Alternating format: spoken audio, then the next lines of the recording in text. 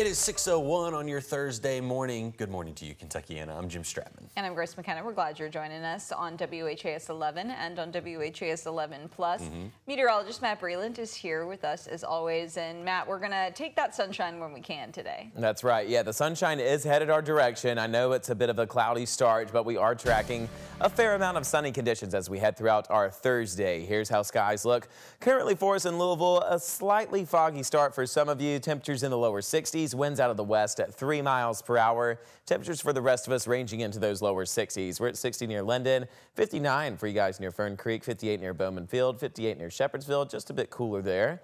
Farther to our south, we're at 61 near Mumfordville, 58 for you guys near Letchfield, 55 for you folks closer towards Bedford. Seeing these clouds still rolling through as we go throughout the remainder of our morning time, but you'll notice just over towards our northwest, we're seeing a stretch of clear skies. That's going to arrive just in time for the afternoon, bringing in sunny conditions for our Thursday. But as we head later on into the evening hours, we're going to see clouds return. And this stretch of rain showers that's arriving closer towards Kansas City, just out of Wichita, that's going to arrive as we head into the overnight time and into early Friday morning. That's really going to shape up for a rainy trend that's going to be around as we head later on into our day. But I do want to mention we do have a bit of a foggy start. You folks near Scottsburg and near Madison, you guys are definitely seeing the fog this morning.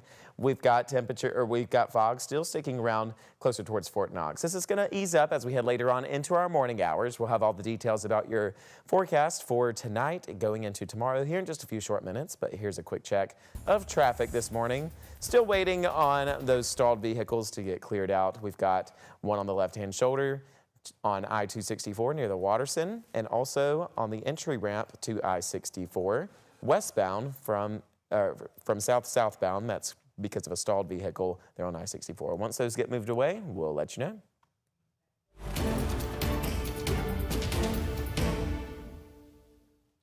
This morning, the trial of Steve Lawson, charged in the Crystal Rogers case, moves into its third day. In court yesterday, the prosecution made big accusations about Rogers' murder. In fact, bringing up connections that weren't just related to the Lawson trial. They said in court that Brooks Houck's mother and brother are still under investigation as co-conspirators in the Bardstown mother's disappearance. Houck is Rogers' ex-boyfriend and the main suspect in this case. Jurors also heard from testimony from digital experts who traced Steve Lawson's phone location around the time of Rogers' vanishment, around the time that Rogers vanished, to Thompson Hill Road and the Bluegrass Parkway, which are both in Bardstown. That's where Rogers' car was found abandoned days later.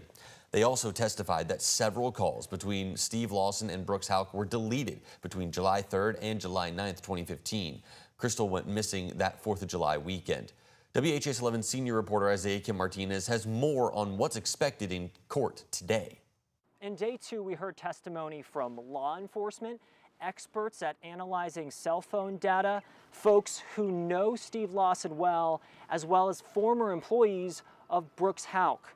Now here in day three, we're expecting at least 3 more witnesses from the Commonwealth before they rest their case. What more does Special Prosecutor Shane Young have up his sleeve to convince a jury Steve Lawson helped coordinate the murder of Crystal Rogers and the subsequent cover-up? Could we hear more past testimony from Lawson himself, like in 2023 when he told a grand jury Houck once said he, quote, wanted his wife gone?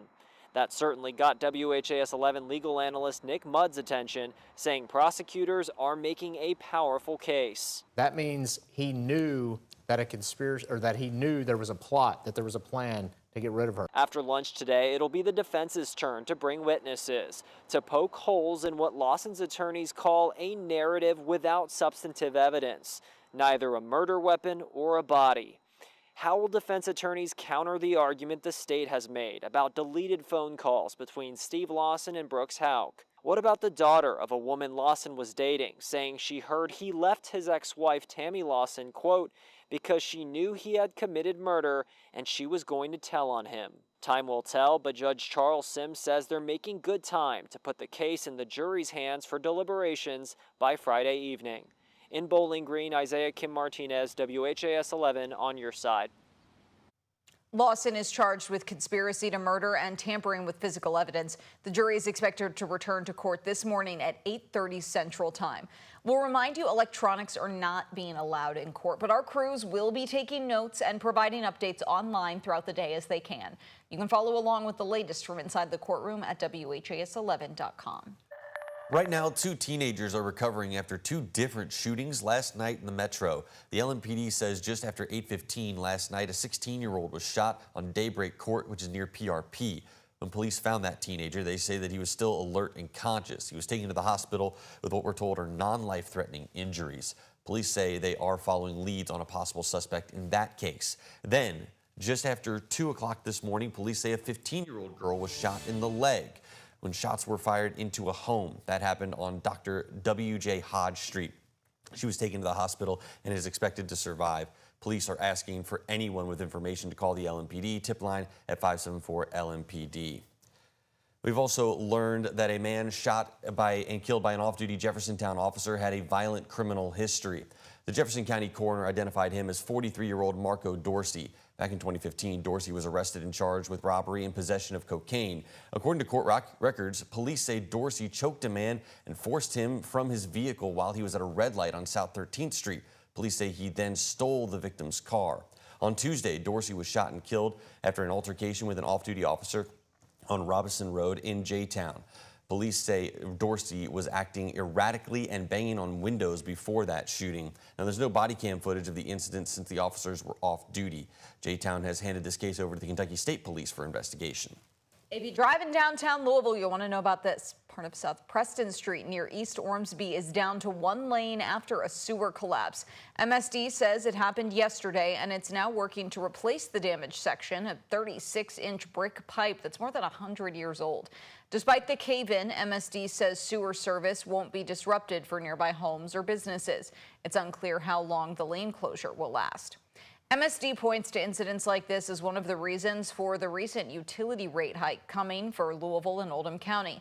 Planned projects include the state's largest wastewater treatment plant, the Morris Foreman Water Quality Treatment Center in southwest Louisville. MSD said next year alone, that facility will need more than $80 million in updates to keep systems running well. But most of the failures in our system are related to aging infrastructure and infrastructure that has been disinvested in over the last 100 years or so. The flood pump station on Bells Lane also needs $70 million in renovations after major flooding. But we spoke to some customers who say the increases are becoming difficult to afford. Everything keeps going up, and I don't think our wages are going up that much. Stop these institutions from just raising our rates, whenever they feel like it. MSD's budget plan for the 2026 fiscal year includes about $302 million in investments to support more than 180 improvement projects. The rate hike to help pay for all of that will start on August 1st. Happening today, Louisville Mayor Craig Greenberg will join state emergency officials to give an update on disaster recovery efforts. That includes information on local FEMA recovery centers that were set up to help impact those impacted by recent tornadoes and flooding. We're going to learn more about that coming up at 11 a.m.